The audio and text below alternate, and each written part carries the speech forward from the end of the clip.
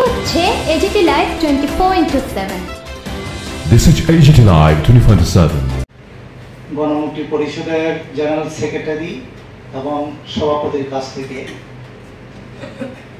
এই পত্রিকা পড়ার সুযোগ আমারও হয়েছে। এই কলমে যা লেখা হয়েছে, এখানে আমাদের ত্রিপুরা রাজ্যের সন্ত্রাসবাদের সৃষ্টি এবং এখন এটা যে জায়গাতে এখন আছে, এই বিষয়গুলি লেখার মধ্যে দিয়ে এখানে গণমুক্তি পরিষদ দশরথ দেবের যে লড়াই আন্দোলনটাকে এটাকে একসাথে মিলিয়ে দিয়েছেন, এটাই তো ত্রুটি।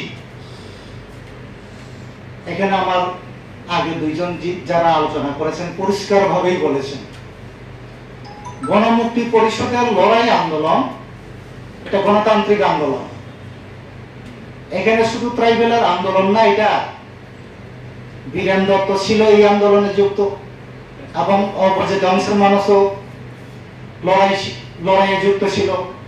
এখানে গণমুক্তি পরিষদের যে 4 দফা দাবি, ত্রিপুরা রাজ্যের ইতিহাস 4 দফা দাবি, তখনকার সময়ে উপজাতিদের যেভাবে শোষণ করা হয়েছে, যেভাবে উপজাতিদের জমি কেড়ে নেওয়া হয়েছিল, যেভাবে উপজাতিদের বঞ্চিত করা হয়েছিল, তার বিরুদ্ধে লড়াই করেই তো ত্রিপুরা রাজ্যের মধ্যে 1977 সালের শেষের দিকে বিধানসভা নির্বাচনে বামফ্রন্ট ক্ষমতায় এসেছিল। তারপরেই তো বিভিন্ন ধরনের ষড়যন্ত্র তৈরি হয়েছে এবং সন্ত্রাসবাদের সৃষ্টি। সন্ত্রাসবাদের কাজই হলো এই ত্রিপুরা রাজ্যের জাতীয় উপজাতি অংশের মানুষের ঐক্যকে বিনষ্ট করা। তার বিরুদ্ধে লড়াই করেই তো গণমুক্তি পরিষদ, কমিউনিস্টের অসংখ্য কর্মী নেতৃত্বরা মারা গেছেন। কাজে এখানে গণমুক্তি পরিষদকে দশরথ দেবের যে লড়াই সংগ্রামটাকে সন্ত্রাসবাদের ওই টিএমবির সাথে, এটিটিএফের সাথে, এনএলএফের সাথে যে তুলনা করা, যারা এই কলমটা লিখেছেন এটা ভুল করেছেন।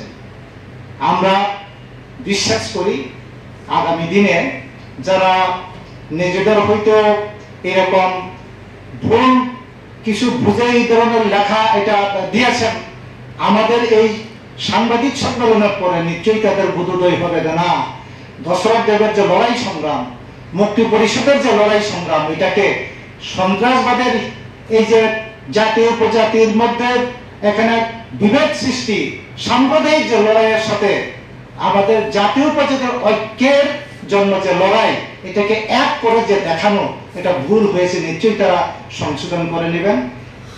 আমরা আশা রাখি যারা এই ধরনের চিন্তা ভাবনা নিয়ে তারা লিখেছেন, তারা হয়তো বা গণমুক্তি পরিষদের বিদ্বেষ, কমিউনিস্ট পার্টির বিদ্বেষ এই ধরনের দৃষ্টিভঙ্গি নিয়ে লিখেছেন, কিন্তু এইভাবে লেখে নিজেদের তাদের যে ঐতিহ্য, এই পত্রিকা তাদের যে ঐতিহ্য, এটাকে মান তারা যাতে আগামী দিনে না করে, এই অনুরোধ